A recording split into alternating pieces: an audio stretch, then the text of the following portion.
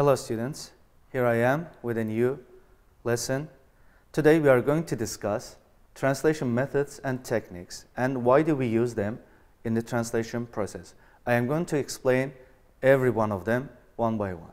Well, let's get into it.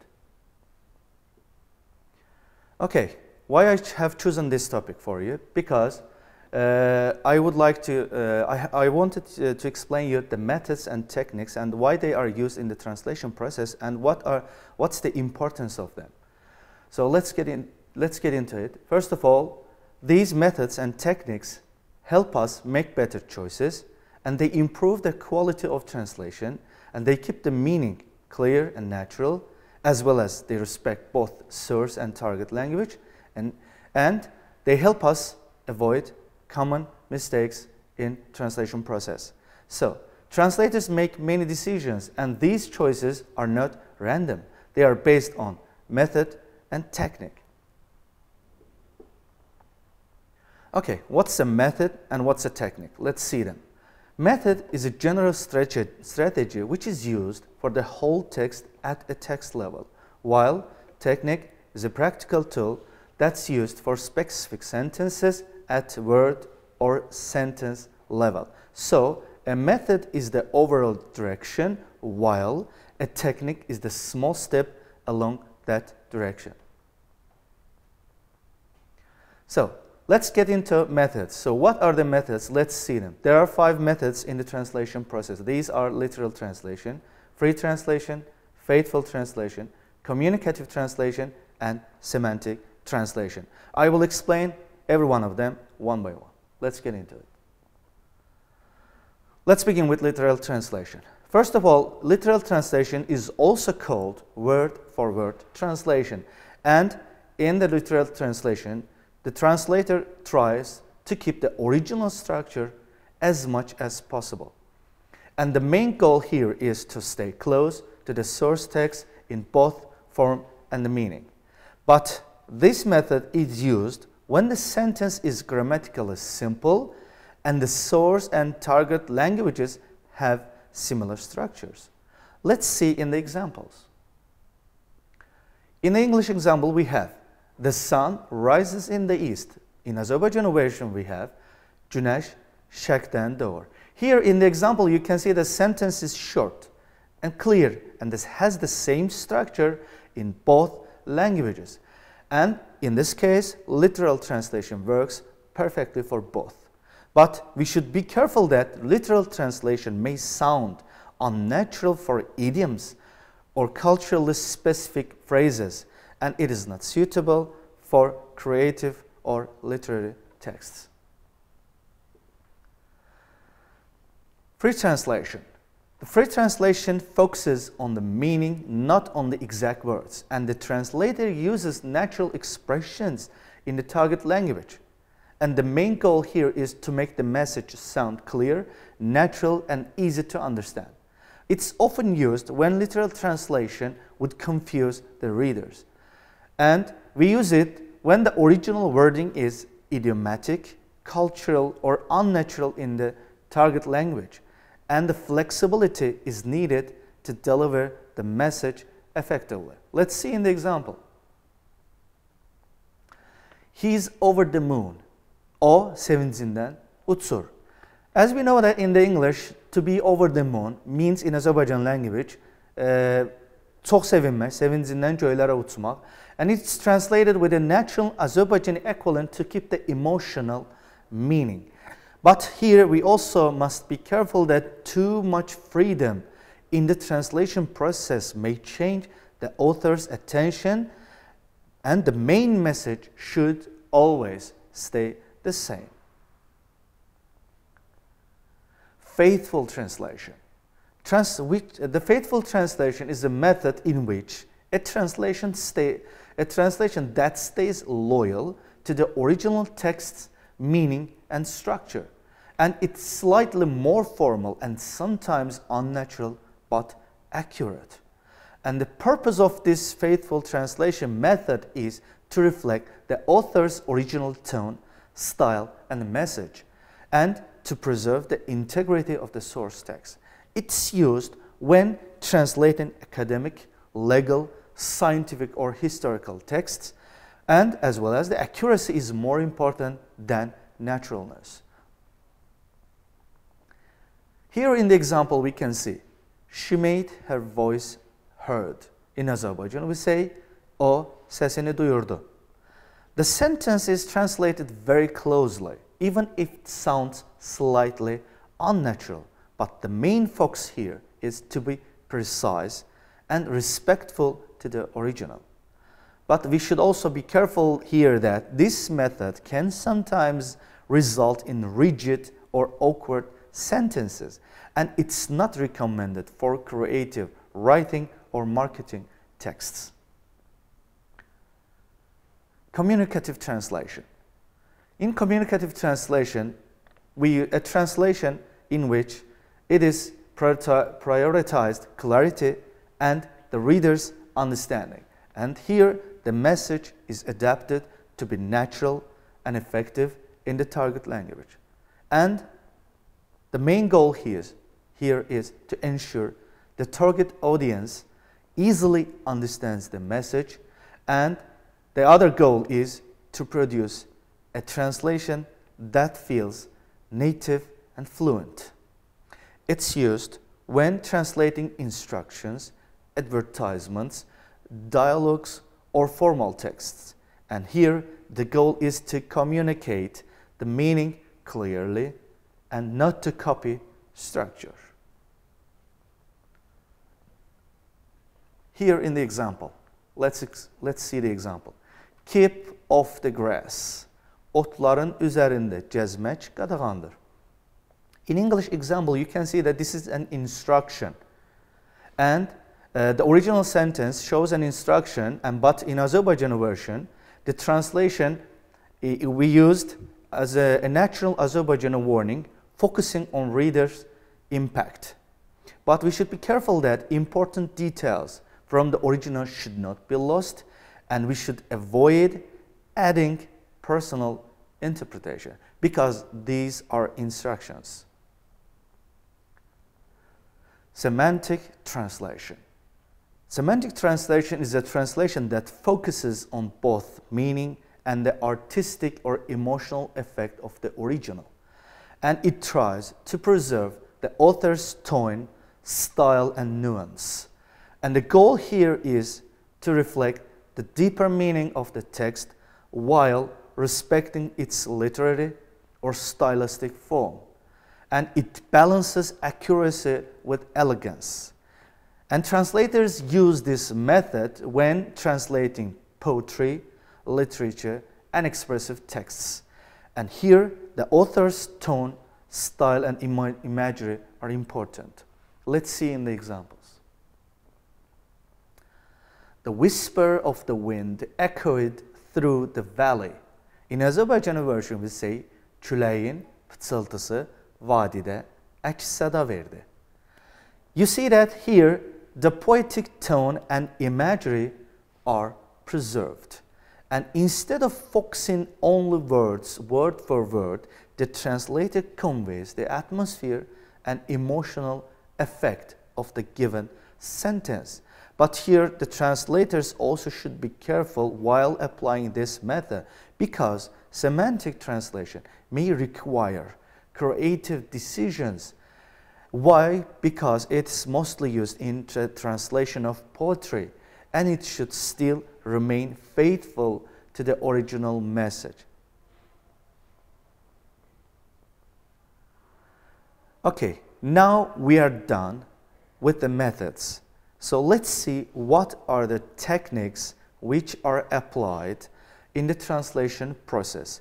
Here there are the 8 techniques used in the translation process. These are modulation, transposition, calque, equivalence, adaptation, addition, omission, and borrowing. We are going to break into every one of them, and you are going to see how they are applied in the sentences. But first of all, I am going to recall again that techniques are used at word or sentence level. Don't forget that. Okay, let's get into it. Let's start with the first technique, which is called modulation. The modulation is changing the perspective or point of view of the message, and the meaning stays the same, but the expression changes. Here we can see that the purpose and the goal of this modulation technique is to make the sentence sound more natural in the target language, and its goal is to adapt phrases that are expressed differently in each language. It's used when a direct translation would sound unnatural or awkward, and the structure of the source language doesn't work in the target language. Let's see how it works in the examples. Example, in English version we say, it's not possible, it's not impossible. In Azerbaijan we say, bu mümkündür. You see, from the explanation we can say that instead of using a negative structure, the sentence is made positive in the Azerbaijani version. The meaning remains the same, but the perspective is shifted to sound natural.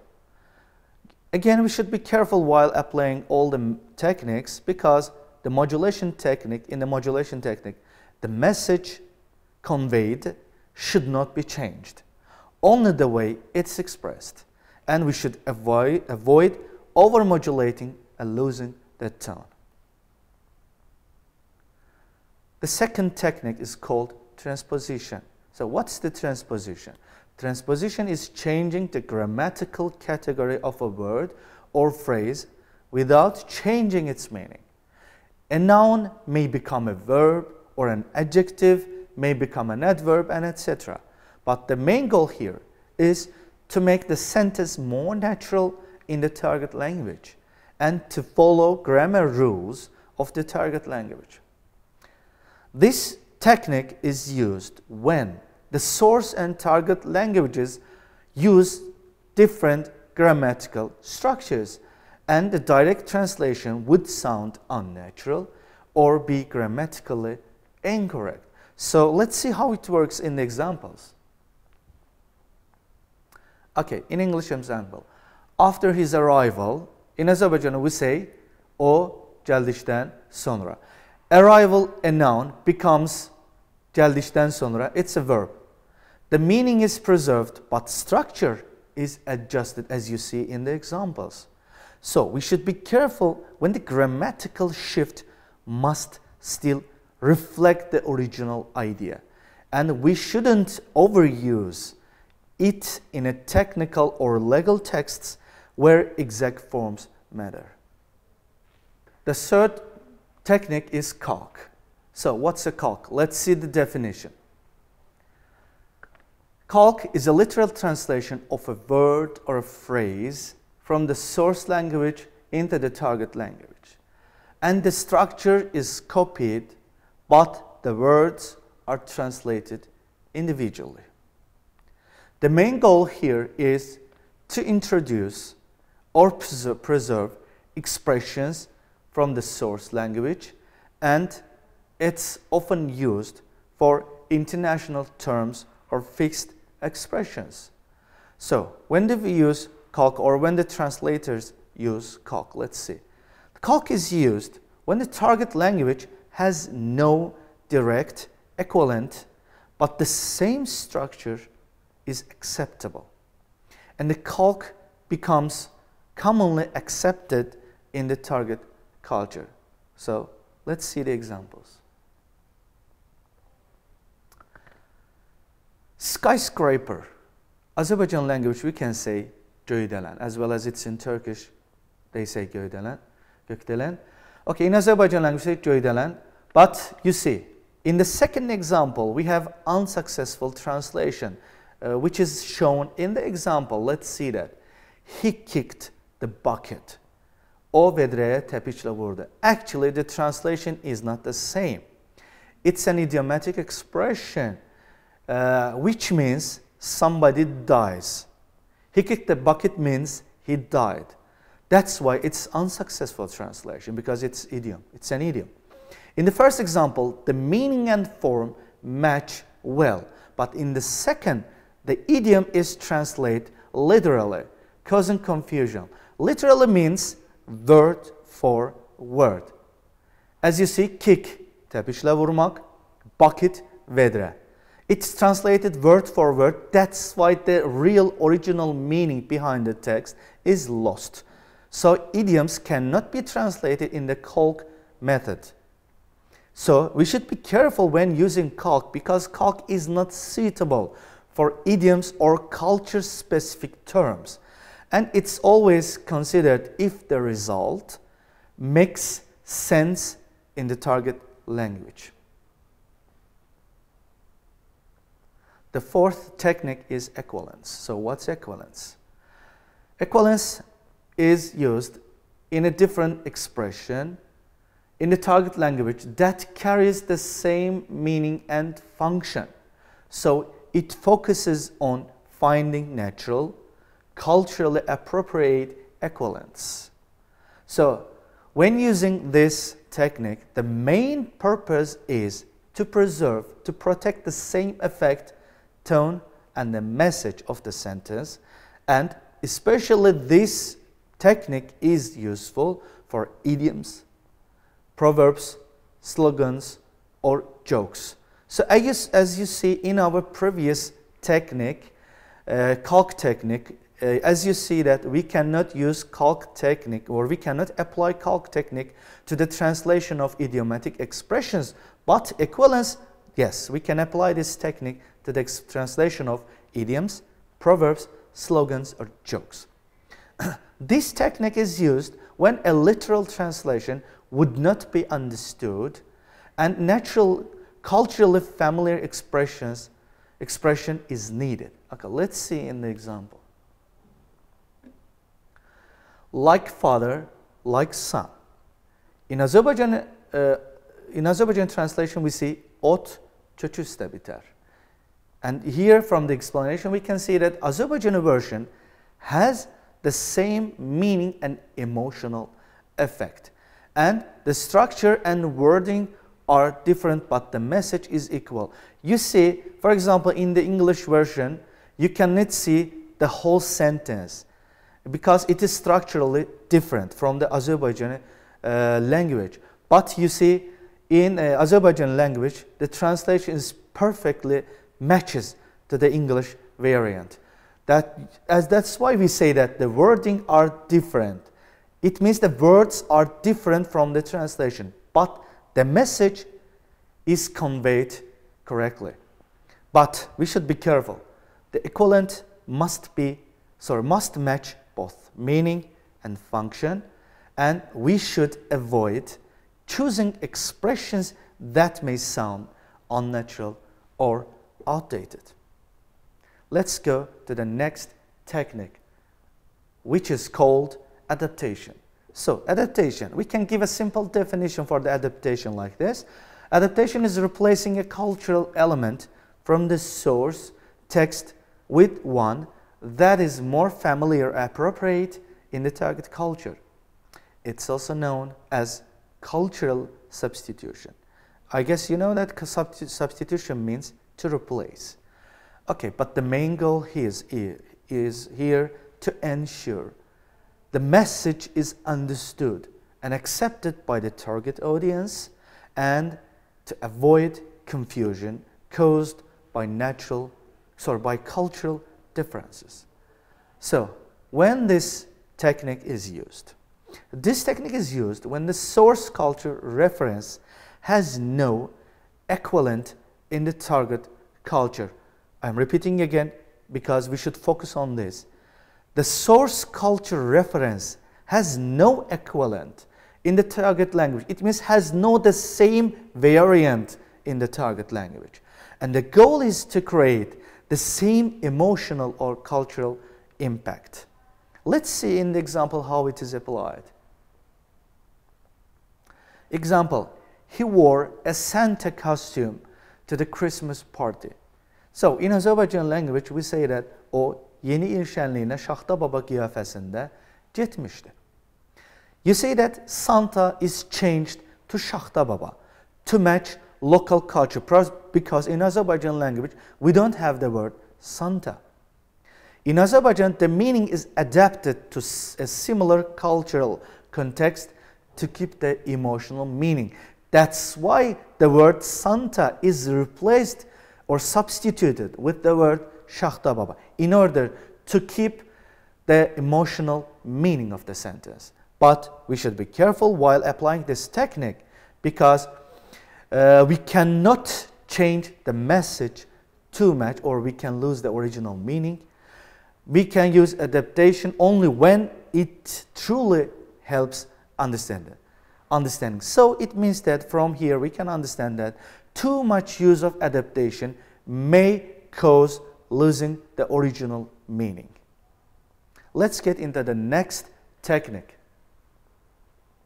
That's called addition. So what's addition?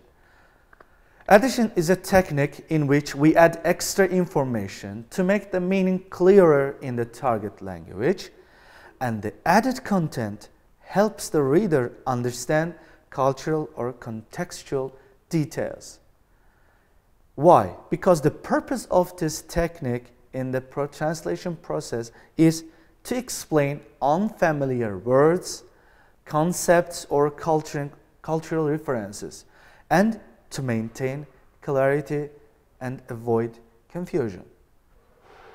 It's used when the target reader may not understand something without extra explanation, and the source text includes implicit or culture-specific information. Here, implicit means hidden. Okay, let's see how it's applied in the example. Look, here in the English example, we say he wore a kimono. As you see, kimono is a cultural outfit for Japanese people. O Japon milli giyimi olan kimono giyindi. You see that in the brackets we have given additional information to make sure that the reader understands the word kimono. So because the word kimono may be unfamiliar to some readers, that's why we need a short explanation, and that's why a short explanation is added in brackets to give context. Again, we should be careful when applying this technique because additions should be short and useful, and we cannot over-explain or include unnecessary details. Okay, next technique is omission. So omission, it's removing a word or phrase that's not necessary or relevant in the target language, and it's also known as deletion or ellipsis. And the purpose of this technique is to make the translation smoother and more natural, and to avoid overloading the reader with unimportant and confusing information. It's used when the word or detail has little value in the target culture or context. It does not affect the core meaning of the text. Let's see in the examples. He lit up a Marlboro. In Azerbaijan language, we say o sigaret yandırdı. As you see, the brand name Marlboro is not essential to the message because everybody knows that Marlboro is a cigarette. So it's omitted to keep the translation clean and simple. But we should be careful that we do not remove the key ideas or meaningful expressions. We should only omit what is truly unnecessary. And the last technique we came here is borrowing. It's used, the borrowing method is taking a word or expression directly from the source language and using it in the target language without translation. And the purpose here is to preserve specific names, cultural terms, or technical words, and to maintain authenticity or reflect originality. It's used when the word has no natural equivalent in the target language, and the borrowed term is widely understood or accepted. Let's see the examples. She was sipping her espresso and listening to us. O espressosunu içe bize kulak asırdı. Espresso is an international word commonly used without translation because it is a coffee type, as we know, and it keeps the cultural identity and does not confuse the reader because everybody knows that espresso is a type of coffee. But we should be careful. Borrowed words should be commonly recognized, and if needed, a short explanation can be added as in addition technique. Finally, what we have learned here in our lesson. Translation methods such as literal translation means word-for-word translation, free translation focuses on meaning, faithful translation loyal to the source text, communicative translation reader-focused and clear, and the last one, semantic translation balances meaning and style. And techniques, modulation, changing point of view, transposition, changing grammar category, calque, structural literal translation, equivalence, cultural equivalent expression, adaptation, cultural substitution, addition, explaining extra information, omission, leaving out what is unnecessary, and borrowing, keeping the original word. Final notes. Okay, good translation is not only about knowing two languages. It's also about choosing the right method and the right technique depending on the text, purpose, and audience. Being aware of these strategies helps avoid mechanical or awkward translations. And the last one, the more consciously they are applied, the more professional the result becomes. Thanks for your attention and listening. See you in the next video lesson. Bye.